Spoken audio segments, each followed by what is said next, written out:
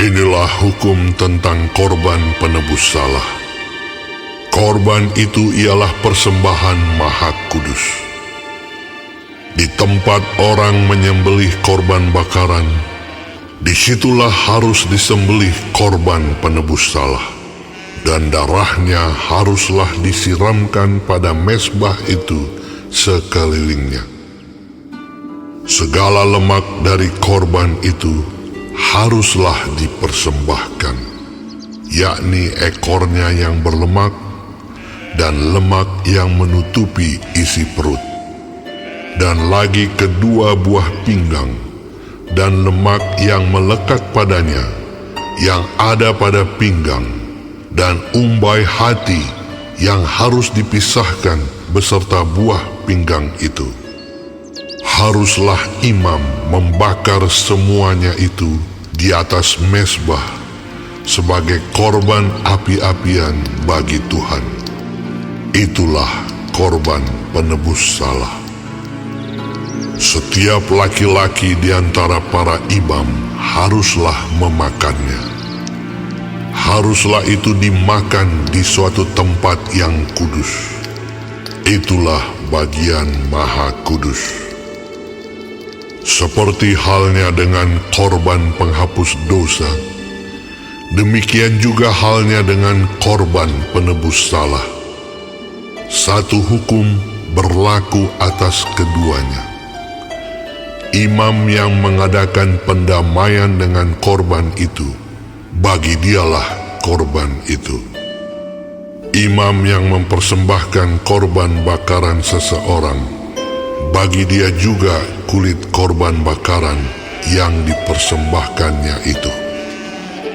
Tiap-tiap korban sajian yang dibakar di dalam pembakaran roti, dan segala yang diolah di dalam wajan dan di atas panggangan adalah bagi imam yang mempersembahkannya. Tiap-tiap korban sajian yang diolah dengan minyak atau yang kering adalah bagi semua anak-anak Harun. Semuanya dapat bagian. Inilah hukum tentang korban keselamatan yang harus dipersembahkan orang kepada Tuhan. Jikalau ia mempersembahkannya untuk memberi syukur, haruslah beserta korban syukur itu dipersembahkannya roti bundar yang tidak beragi, yang diolah dengan minyak, dan roti tipis yang tidak beragi, yang diolesi dengan minyak, serta roti bundar dari tepung yang terbaik yang teraduk, yang diolah dengan minyak.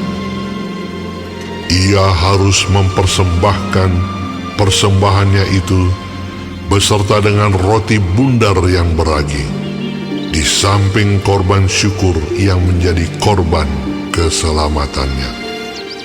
Dan daripadanya, yakni dari setiap bagian persembahan itu, haruslah dipersembahkannya satu roti sebagai persembahan khusus bagi Tuhan. Persembahan itu adalah bagian imam yang menyiramkan darah korban keselamatan. Dan daging korban syukur yang menjadi korban keselamatannya itu haruslah dimakan pada hari dipersembahkannya itu. Sedikit pun daripadanya janganlah ditinggalkan sampai pagi. Jikalau korban sembelihan yang dipersembahkan itu merupakan korban nazar atau korban sukarela, haruslah itu dimakan pada hari mempersembahkannya, dan yang selebihnya boleh juga dimakan pada keesokan harinya. Tetapi apa yang masih tinggal dari daging korban sembelihan itu sampai hari yang ketiga, haruslah dibakar habis dengan api. Karena jikalau pada hari yang ketiga masih dimakan dari daging korban keselamatan itu, maka Tuhan tidak berkenan akan orang yang mempersembahkannya, dan korban itu dianggap batal baginya, bahkan menjadi sesuatu yang jijik, dan orang yang memakannya harus menanggung kesalahannya sendiri. Bila daging itu kena kepada sesuatu yang najis, janganlah dimakan, tetapi haruslah dibakar habis dengan api. Tiap-tiap orang yang tahir boleh memakan dari daging korban itu.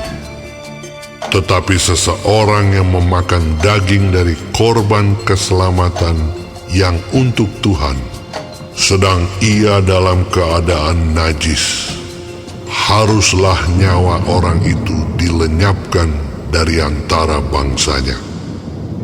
Dan apabila seseorang kena kepada sesuatu yang najis, yakni kepada kenajisan berasal dari manusia, atau kepada hewan yang najis, atau kepada setiap binatang yang merayap yang najis, lalu memakan daripada daging korban keselamatan yang untuk Tuhan, maka haruslah nyawa orang itu dilenyapkan dari antara bangsanya.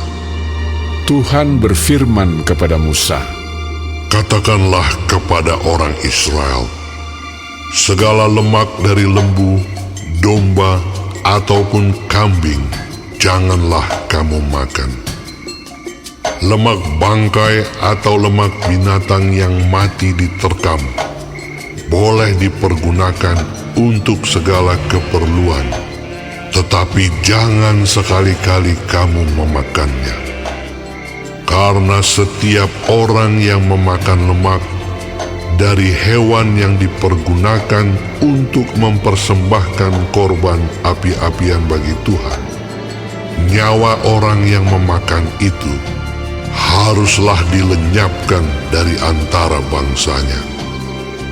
Demikian juga janganlah kamu memakan darah apapun di segala tempat kediamanmu, baik darah burung-burung ataupun darah hewan. Setiap orang yang memakan darah apapun, nyawa orang itu haruslah dilenyapkan dari antara bangsanya."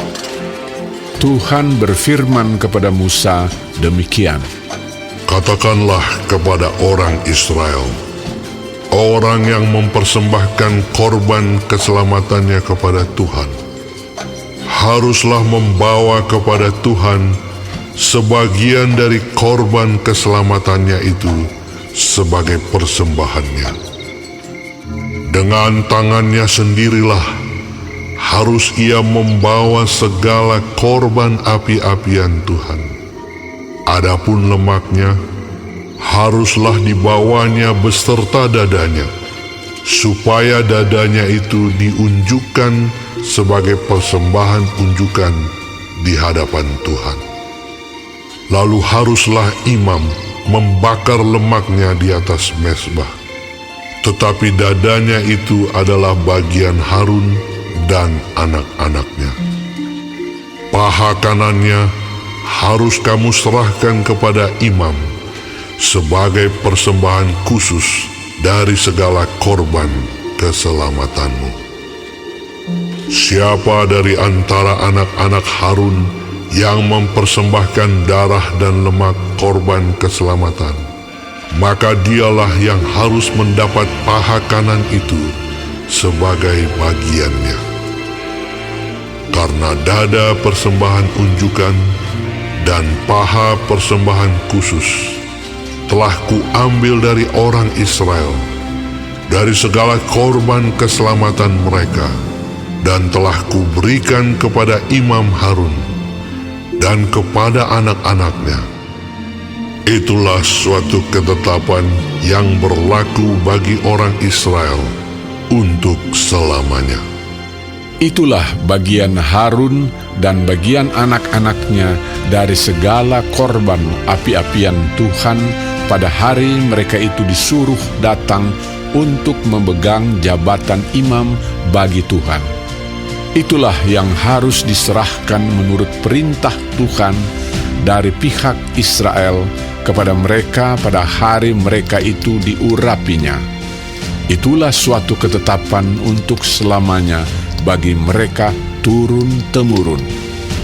Itulah hukum tentang korban bakaran, korban sajian, korban penghapus dosa, korban penebus salah, persembahan pentahbisan, dan korban keselamatan yang diperintahkan Tuhan kepada Musa di atas Gunung Sinai pada hari Tuhan memerintahkan kepada orang Israel mempersembahkan persembahan mereka kepada Tuhan di padang gurun Sinai.